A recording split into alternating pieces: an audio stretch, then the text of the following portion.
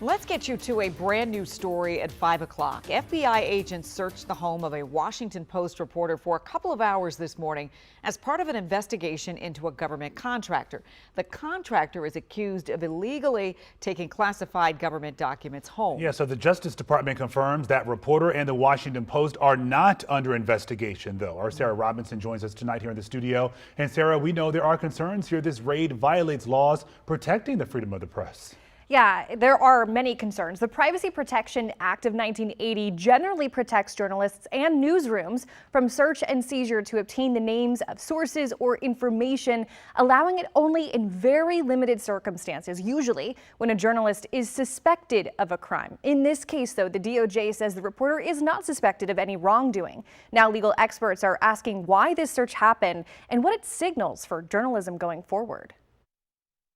Hannah Natanson has not been accused of any crime. Wednesday, FBI agents executed a search warrant on the Virginia home of Washington Post reporter Hannah Natanson, taking her phone, 2 laptops, one of them personal, and a Garmin watch. The reason it doesn't occur very often, it is highly invasive, it is highly threatening to this reporter, to other reporters, and to members of the public who want to talk to reporters. Attorney General Pam Bondi confirming the search is tied to Aurelia Louise Perez Lugones, a government contractor based in Maryland.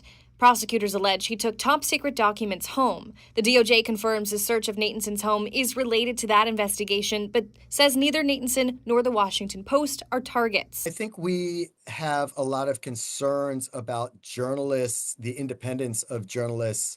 First Amendment expert Kevin Goldberg with the Freedom Forum says the Privacy Protection Act was designed to prevent exactly this type of action. Under federal law, it is not illegal for a journalist to receive classified information, and it is not a crime to report it. In most cases, law enforcement must use a subpoena to seek journalistic materials, not a search warrant. And there's federal law that justifies this in very limited situations. So we'll have to see what comes next. The Washington Post reports it did get a subpoena Wednesday morning seeking information related to the same government contractor. Goldberg says searches are typically justified only if a journalist is implicated in a crime or if reporting poses an immediate risk to life. He says the key question now is how the DOJ legally justified this search of Natanson's home. The Washington Post called the raid extraordinary and aggressive, saying it raises profound questions about constitutional protections for journalism.